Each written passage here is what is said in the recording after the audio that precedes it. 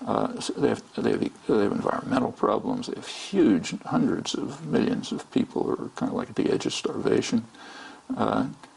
We don't have, we have problems, but not those problems.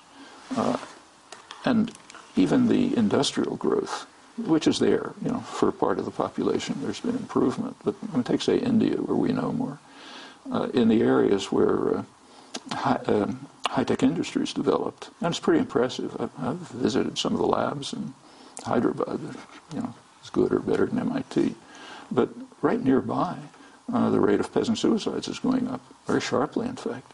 And it's the same source. It's the neoliberal policies which privilege a certain sector of the population and let the rest take care of themselves. And yet the rise of progressives in Latin America? That's important. Latin America, for the first time in 500 years, is moving towards a degree of independence and a kind of integration, which is a prerequisite for independence, and also at least is beginning to face some of its massive internal problems. Latin America has probably the worst inequality in the world. There's a wealthy sector, small wealthy sector, which is extremely rich, but their tradition is that they have no responsibility to the country. So they send their capital to Zurich, they have their second homes in the Riviera, and children study in Oxford or whatever. This is beginning to be faced in different ways, but it's sort of happening all over the continent. And they are beginning to integrate. The United States obviously doesn't like it. In fact, it's barely reported most of the time. So there was a very interesting case last September when President Morales in Bolivia is, in my opinion at least, probably the most democratic country in the world. Nobody says that. But if you look at what happened in the last couple of years, there were huge popular mass organizations of the most repressed population in the hemisphere, the indigenous population, which for the first time ever has entered the political arena significantly, and were able to elect a president from their own ranks, and one who doesn't give instructions to his army, but who's following policies that were largely produced by the population. So he's their representative, in a sense in which democracy is supposed to work. And they know the issues. It's not like our elections. They know the issues. They're serious issues: control over resources, economic justice, cultural rights, and so on. You can say they're right or wrong, but at least it's functioning. Now, the elites that have traditionally ruled the country, of course, don't like it. And they're threatening virtual secession. And of course, the United States is backing them, as the media are. And it got to the point last summer, I suppose, where it led to real violence. Well, there was a meeting of UNASUR, the Union of South American Republics, that's all of South America, a meeting in Chile, it was Santiago, Chile, and it came out with a declaration, important declaration, in which it supported President Morales and condemned the violence being led by the quasi-secessionist forces, and Morales responded, thanking them for their gesture of support, but also saying correctly that this is the first time in 500 years that South America is beginning to take its affairs in its own hands without the intervention of foreign powers, primarily the U.S. Well, that was so important that I don't think it was even reported here. The meeting was known, so you see vague references to it. But it's an indication of developments that are taking place in various ways. Noam Chomsky, you've just hit 80. We just have a few minutes to go. And how does it feel? I have a few years to go. I don't think about it much. But as you reflect, talking about these huge social movements, cataclysmic times in the world, your life experience, what gives you hope? Well, there's both hope and fear. I'm old enough to have grown up in the Depression, and some of my memories, I didn't understand them much at the time. Childhood memories are listening to Hitler's speeches.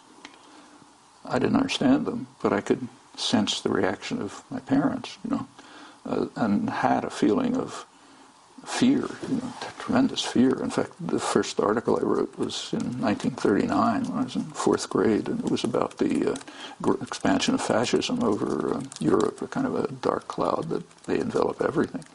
And as I mentioned before, I have some of those same concerns now. On the other hand, there's been tremendous progress. The country's far more civilized than it was, say, 40 years ago, thanks to the activism of the 60s and its aftermath. And some of the most important developments were after the 60s, like, say, the feminist movement, which has probably had more of an impact on the society than any other, is mostly post-60s. The solidarity movements, which are unique in the history of imperialism, there's never been anything like them, that's from the 80s. The global justice movement, what's called anti-globalization, shouldn't be, that's the 90s and this century. These are all very positive developments. They haven't changed the institutions. In fact, the institutions have reacted by becoming harsher, not surprisingly. But they've changed the culture. I mean, take, say, the 2008 election. I mean, I didn't like the candidates, as I've made clear.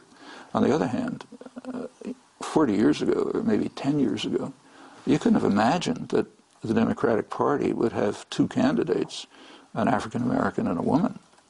Okay, that's a sign of the civilizing effect of the activism of the 60s and everything that followed. Well, that can be mobilized. In fact, it's already, if you count the number of activists in the country, it's, I suspect, well beyond the 60s, except maybe for a very brief moment at the peak of the anti-war movement. Okay, that can be a basis for proceeding onwards. So that's a reason for hope. And finally, our condolences on the loss of Carol. Thanks. Your life partner, someone you knew, well, you're 80, for 77 years? Yeah, actually. Not easy to face. What gives you the strength to go on after Carol? Well, the kind of thing you do, for example. That makes a difference. And you have a wonderful family. Yeah. So our condolences to you and your kids. Noam Chomsky, thanks so much. Thanks. Noam Chomsky, Professor Emeritus at MIT, leading public intellectual of our day. If you'd like to get a copy of the full interview, Part 1 and today's Part 2 with Noam Chomsky, you can go to our website at democracynow.org. Democracy Now! Is produced by Mike Berkshire, Fabio Caduce, Aaron Mate, Angelique Comet, Nicole Salazar, Steve Martinez, Hani Massoud. Special thanks to Dennis Moynihan, Elizabeth Press, Robbie Karen, Jessel Noor, Peter Cruz, Miguel Noguera, Mike DeFilippo, Karen Renucci, Julie Crosby, and all the staff at Democracy Now! And the team here at Link TV, Heather Herford, Molly O'Neill, Jonathan Hinton, Zoe Tollefson, Michael Smith, Keith Conti, and Jonathan Gutoff. We're in Northern California this week on our Community Voices Community Media Tour with a benefit tonight at 7:30 for KUSP Public Radio in Santa Cruz. Tuesday at noon, a benefit for Access San Francisco, that's Public Access TV. Then the San Francisco City Arts and Lectures at Herbst Theater on Tuesday night at 8. On Wednesday noon, there'll be a free public event at noon at the UC Berkeley LeConte Hall, hosted by the Peace and Conflict Studies Department. Then Wednesday night, the 60th anniversary of Pacifica Radio KPFA in Berkeley. On Thursday, April at 7:30 p.m., we're in Palo Alto. Then on Friday, we head to Sacramento at noon, then Grass Valley, Nevada City at 7. Then we're on to New Mexico for the weekend. On Saturday, we'll go to Taos and then Santa Fe, and on Sunday at the Border Book Festival in La Cruces, Mesilla. Then on to Silver City, then to Albuquerque. And then we will go to Spokane, Washington on Monday. On Tuesday, Missoula, Montana, then to Helena and to Bozeman. I'm Amy Goodman. Our tour site is democracynow.org. Thanks so much for joining me.